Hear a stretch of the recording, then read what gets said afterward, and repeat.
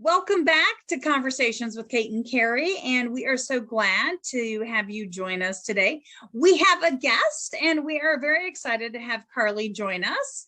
And Carly is literally joining us as a mom who has literally, and I mean literally, not just figuratively, grown up in the program that she is now the director of. And from what I understand, Carly, your program has not only grown, but it is now grown and expanded. And so we will touch on that just a little bit towards the end of today's episode. But I'm excited because we're going to take a look at math, science, and STEM, but we're going to look at it from a couple of different perspectives today. We're going to look at why not worksheets. In other words, we are going to talk a lot about hands-on math and science. But I'd love for you to kind of talk to us about it from your perspective, specifically right now as your director hat, because a lot of the folks who listen to our podcast are directors. So when we're talking today, think about it as, I'm a director. How do I get my teachers out of the worksheet? You know, I don't want the worksheets. I don't really like them. I totally understand why we don't really want them, but how do I get my teachers to make that flip?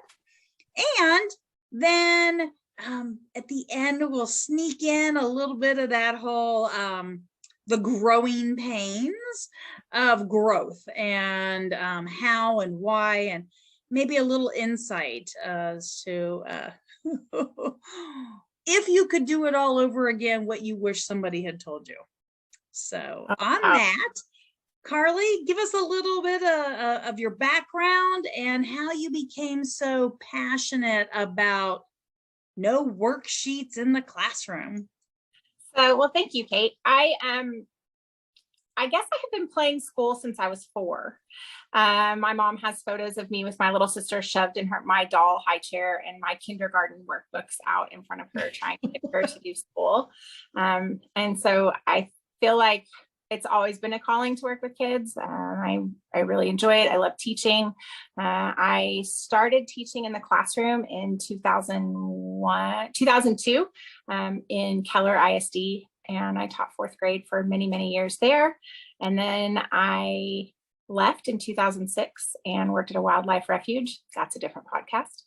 And then I came back to the classroom in 2008 in Eames ISD. And was there through 2013. All the while, still had my toes in the education pool, if you will.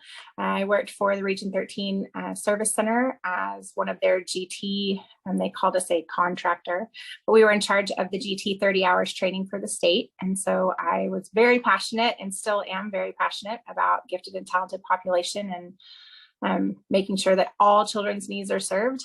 And then when my son came here, when he was 4, I was that annoying parent that was like, let me do story time and can I help you with anything? And I think that's partly because I had such wonderful parents in my classroom when I was the teacher that I wanted to reciprocate that and do that for my son's teachers. And then it just slowly started organically, helping them come up with ideas, or they were like, I have all these great ideas, but I just don't have the time, right? Teachers never have the time to get these things done. Do you have ideas? Can you help me with this? Can you supply these things? And it just sort of took off from there, if you will. And then I started teaching here, and then surprise, now I'm the director. Watch out, because if we find out you have an educational background, we will loop you in. Yep. I mean, I have a love affair with Region 13. When I was an early teacher in early childhood, none of us had die cut machines, but Region 13 had so many die cut machines and laminators, and I would spend hours and hours and hours at Region 13 punching out everything for file folder games and for pre-math games and pre-reading activities and bulletin boards. I made so many books at Region 13. It's not even funny. And then they started having trainings that involved early childhood, because originally it was just K through 12.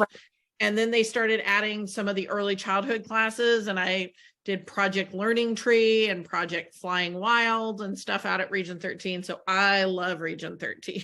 It's a super wonderful resource, shameless plug. Okay. But I'm like, okay, y'all, we don't have time for this. No. But as far as like your question about, the hands-on and the worksheets and the science and things, I really feel like, and it's not my quote, but when they can get it on their hands, they can get it in their head. And when you create a space for children where they feel safe and they feel like it's their school, the name of our school is My Time.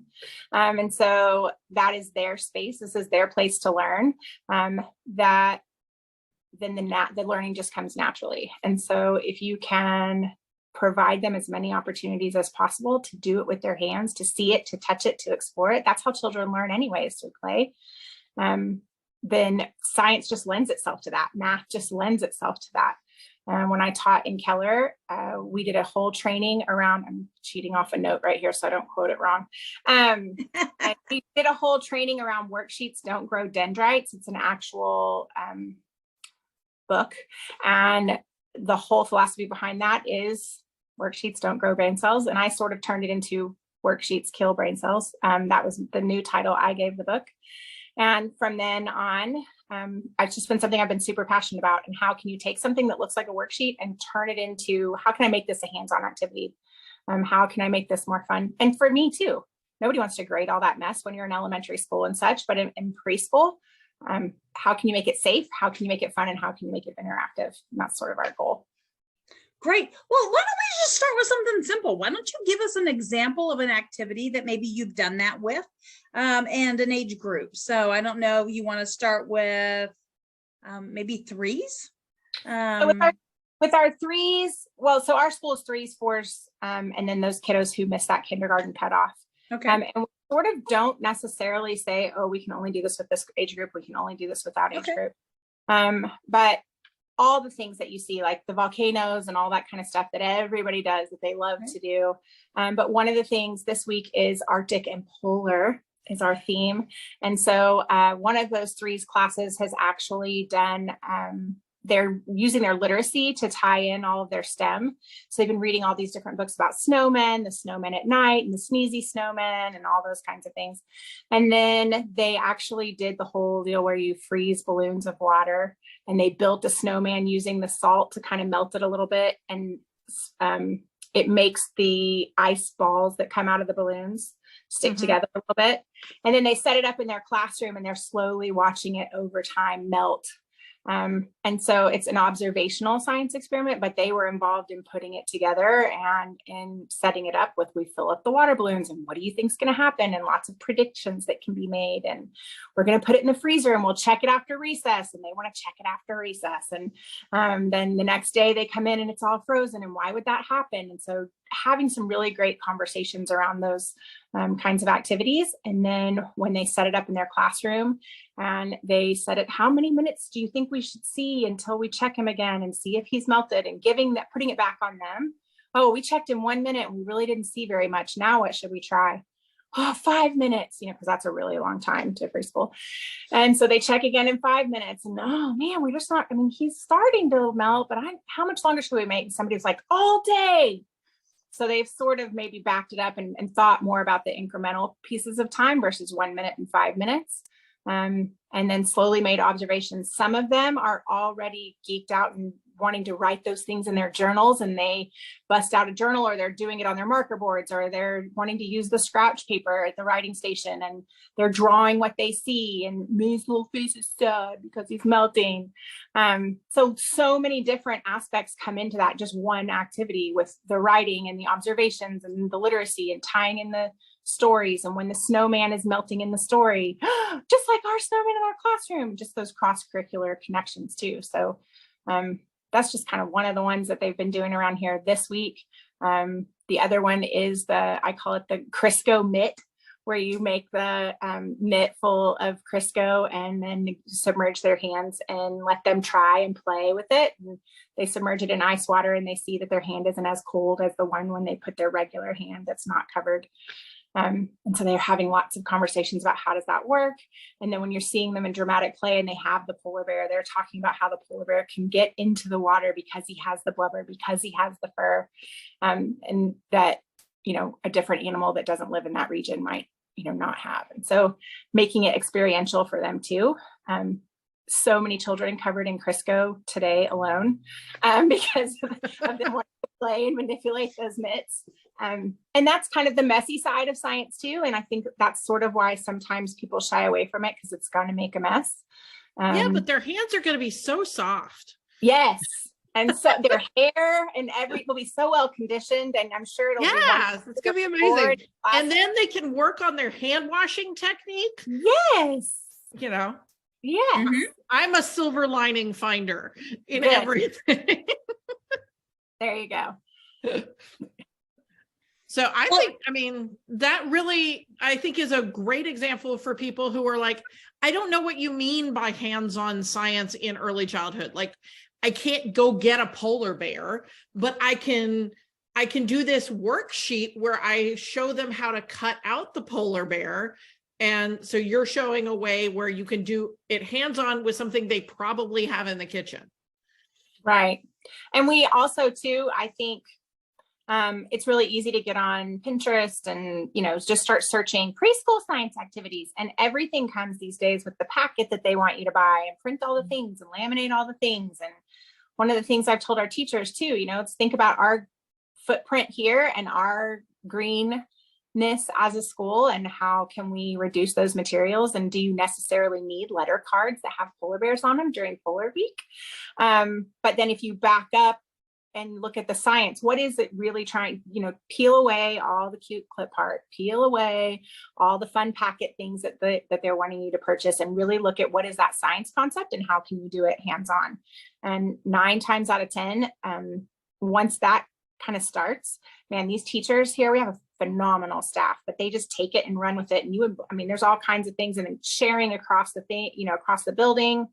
And sometimes our 4s and 5s teachers will share that down with our 2.5, 2, 3s teachers. And it's like, you probably should not do that with 2-year-olds, but then you can see the wheels turning, and they come up with, well, you could do it this way, or maybe change it like that, or the conversations that are coming between the staff as well.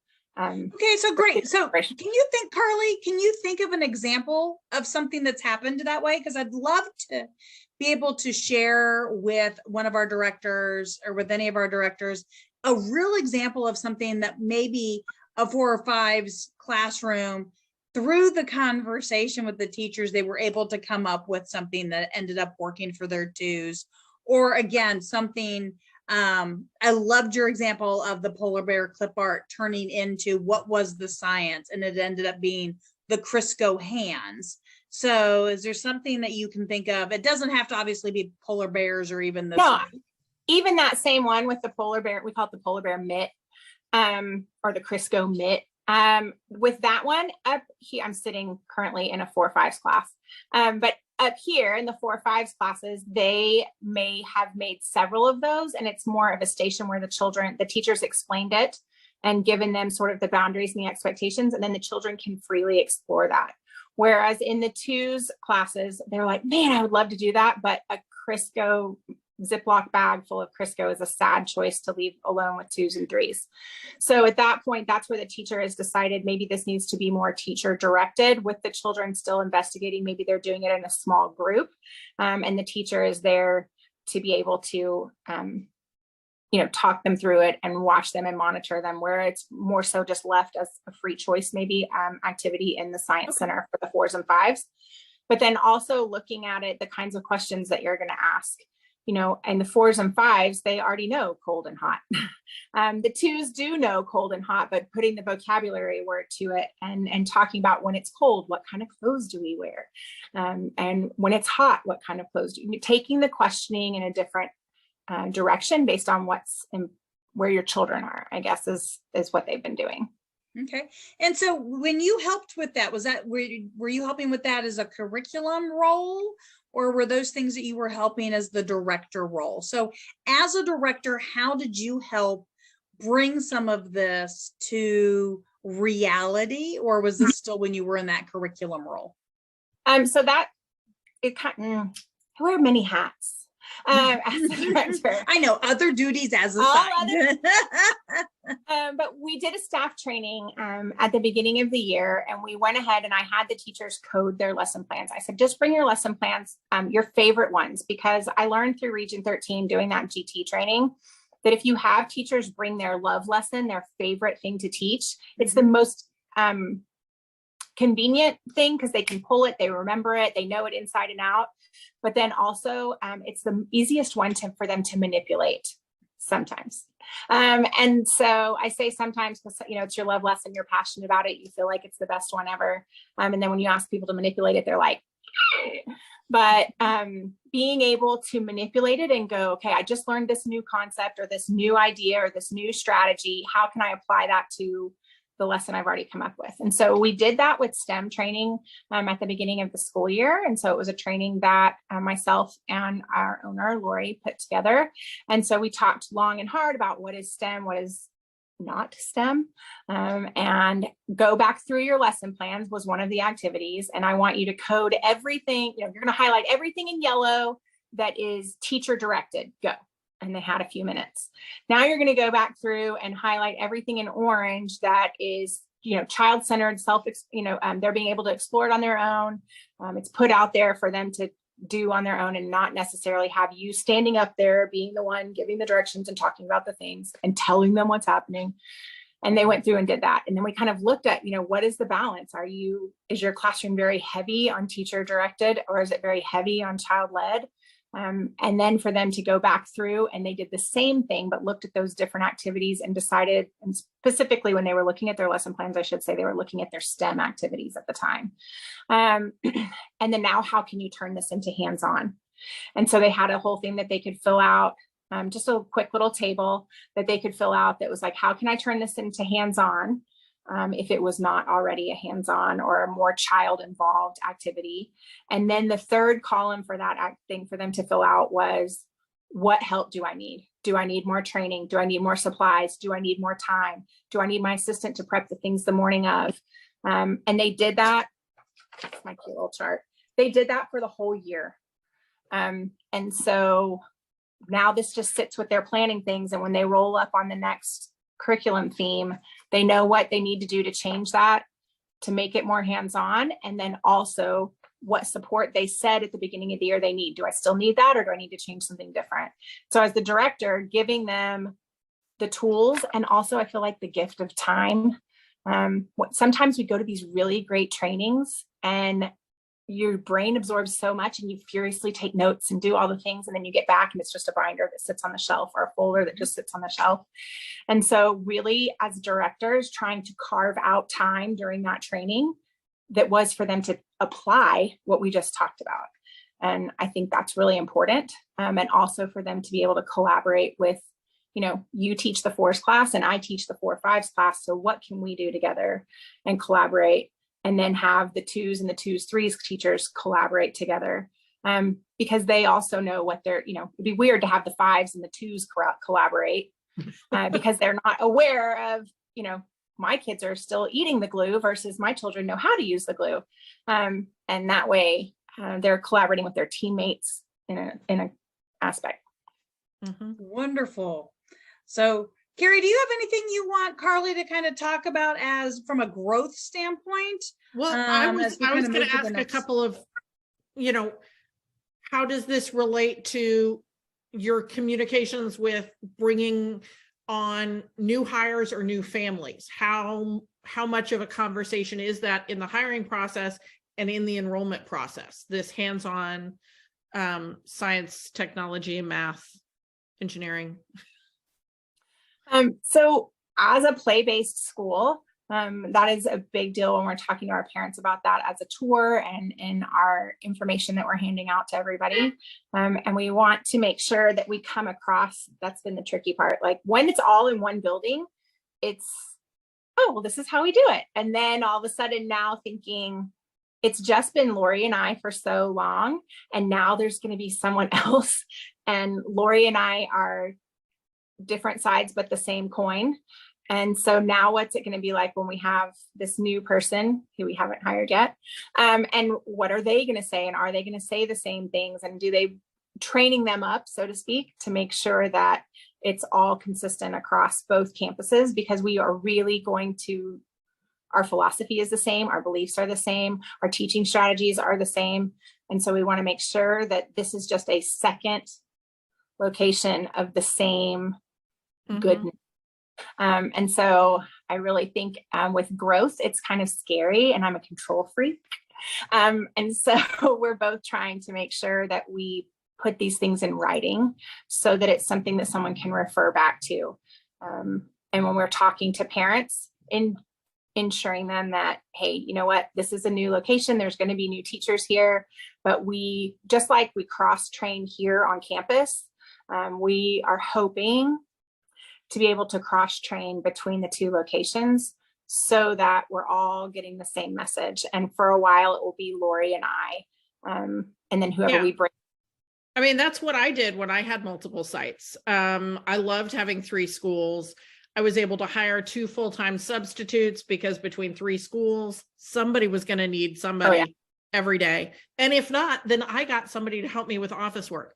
And being able to basically have a mini conference because if I was bringing all my staff together, you know, it's like 30 people, we could bring in outside trainers and I could train stuff, and my, you know, site directors could train stuff. And it was great. We would have these little mini conferences, and I miss that. I like mini conferences. I like conferences with 100 or fewer people because with a lot of hands-on, I think they're a lot of fun.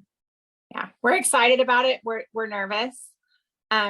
Lori and I have been doing this so long together that we can almost finish each other's sentences. And so when it's coming time now for the new school and their staff training, we want to make sure that we do that same quality and not just assume, oh, well, it's the second location and everything's going to run just like that. We're really trying to be intentional about the trainings that we plan and the community that we build between that staff as well as both locations staff. Yep. I think, you know, it is a challenge, but I feel like you guys are up for it. You know, you're not people who are afraid of training or hard work. And it takes both. Like, I mean, I started from 1 school and I jumped straight to 3. So you're being a little bit more sane than I was. So there you go. You're more sane than Carrie. And, you know, it's just a matter of, like you said, having stuff written down, those standard operating procedures, and creating as much of a sense of camaraderie between the different campuses so that the 2 teachers who are teaching the same age at 2 different campuses go out to coffee and things like that, so that they get peers, but it's not peers they're going to gossip with because they don't see them every day. Right. It's going to be supportive peers. I think that it's like that whole vertical team or whatever we call it. Right. But it also, like, so this school, new campus is supposed to open in February. And so that training will look a little bit different than our usual beginning of the year training, just because these teachers here at my campus will still be chugging along. So it will just be with that campus. But then in the fall, when we do our staff training again for the kickoff to the school year, we're really hoping to merge both campuses so that they can do that. Oh, you're the other Bumblebee teacher. Let's get together and talk about how you do XYZ. And we have a huge part of my deal when I was just doing curriculum here was to come up with a curriculum vault. And so by theme, we sort of have lots and lots and lots of things where if you were new to our campus and you're like, I don't know what to do for Polar Week, I can literally go, here's everything we've done before, and you're welcome to look through it. And maybe it gives you some ideas.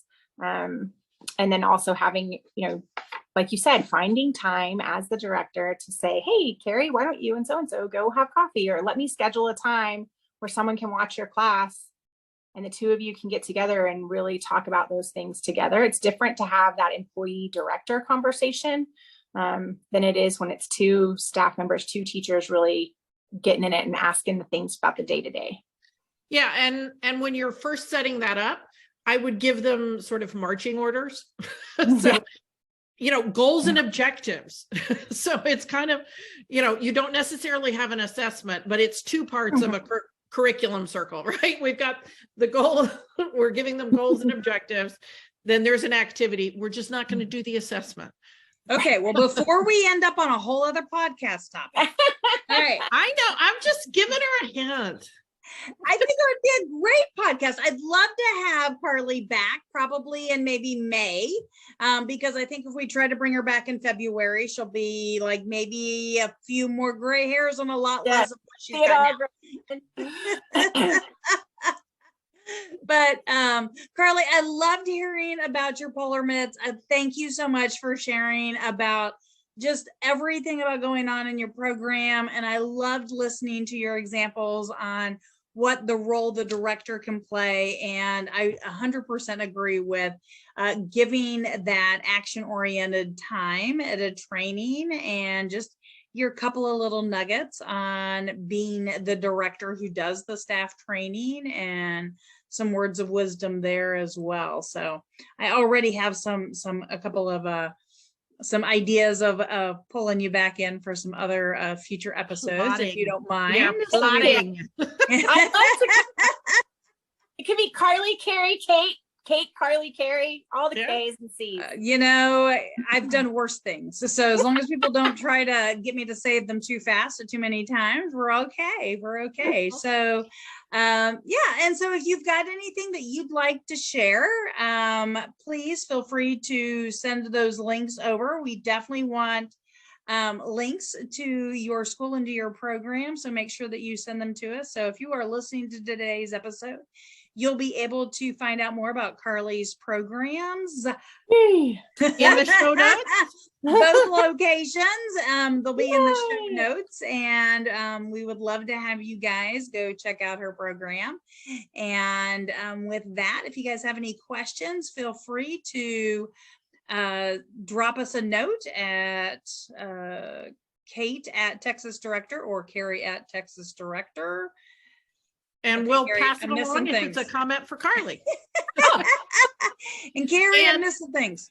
If you want to see Carly interact with us, she's almost always on the Thursday afternoon trainings that we do on our Facebook page, Conversations with Kate and Carrie at 2:00 Central. Carly's almost always there. Or if she's not, she comes in at the very end and goes, I'm here, I'm late. So for car duty, I'm back. So share the so show, much. and we look forward to seeing you again next week. No problem. Thank you.